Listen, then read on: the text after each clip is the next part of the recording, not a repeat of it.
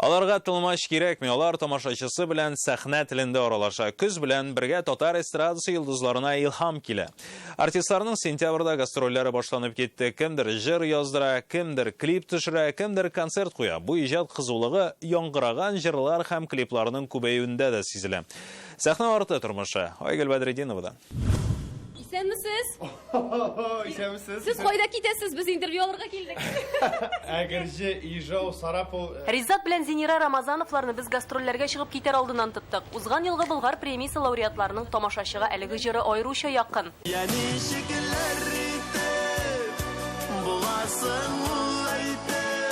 Быел яңа хит Айдар Тимербаев көенә «Өч пичмак» җыры.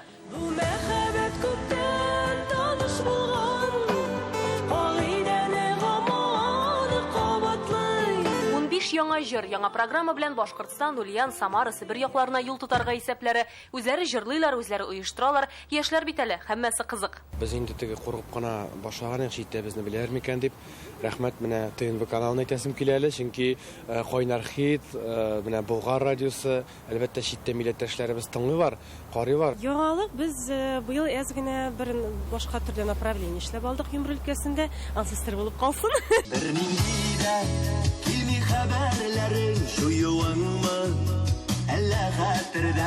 Рифат Зариповның койрыгын тотып булмады. Җырчы Инстаграмында менә шушы яңа җырын тәкъдим иткән иде. Шулайдыр шул дип атала. Аннан соң ул Марат Мухин концертында күренә. Бу ел вакыйгасына тиң тамаша булган булса кирәк. Татар эстрадасының Игорь Крутое Мухинны хәзер шулай дип атыйлар. Аның белән дә, Зарипов белән дә бу концерттан соң аралашып булмады. Ринат абый Муслимов сүзләре ята анда. Марат Мухинны Раис Фасыйхов та сагынган, концертында үзе катнашса да, кайчан көй язып бирер икән ди. Бәлки менә бу тапшырыгын күрер дә, бәлки кара моны да әйтеп китте, язым инде дип, бәлки илһамы килеп китер. Җыр Марат Мухинга эләксә, уңыш 80% ди җырчы. 2005-тә эх алмагачларын шулай таныталар. Ә менә башкаларыныкына ошатмыйча төшерелгән өр-яңа клип «Оныттың микән» җырына.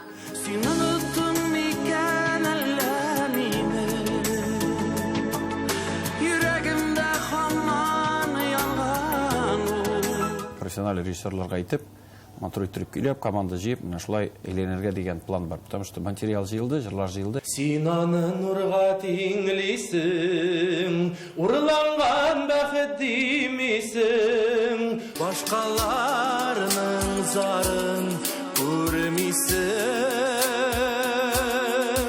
Филюс Какиров яңа сезонны бер юлы 3 юнәлештә ача. Опера, эстрада һәм консерватория. Сөембикә операсында партия башкара, урланган бәхет җырын яздыра, чит ил студентларына дәрес бирә. Сезон башыннан көч хәл алып, чит илгә лайнерда ял итеп кайтабыз.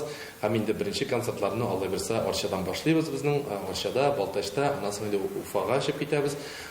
Шушы концертлар безнең беренче концертларыбыз була. Безгә барлык үзебезгә дә, бөтен артистларга да зурдан-зур уңышлар. Безгә 100 була быел.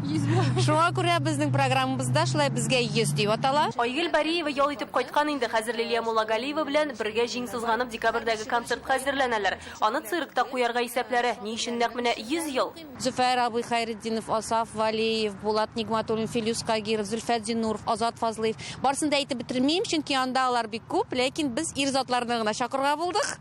Алар фонында инде без балкып торырбыз дип өметләнәбез. Яңа формадагы артистлар белән дә чыгыш ясыйм.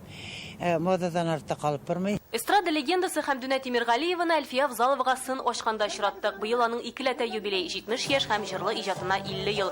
Октябрьдән узган гомер юлында дип аталган концертлары башлана. Яшьләрдән калышмый Казан, Чаллы, Уфа, Мәскәүне гөрләтергә исәпли. Дуэтларда җырлыйм. Анасы һәм җанышым обязательно була. Яңа сезонга мин теге Сабатыйда шатырган яшь ярсы ат була бит. Шуң сымак әзерләнеп торам әле. Бөтен Россияны урап чыгарга юбилей концертым белән. Гүзәл Уразова белән Илдар Хакимов 16-нчы сезоннарын үскәч дип аталган программа белән башлап җибәрде. Беренче концертларын бу көннәрдә Туймазыда куйдылар.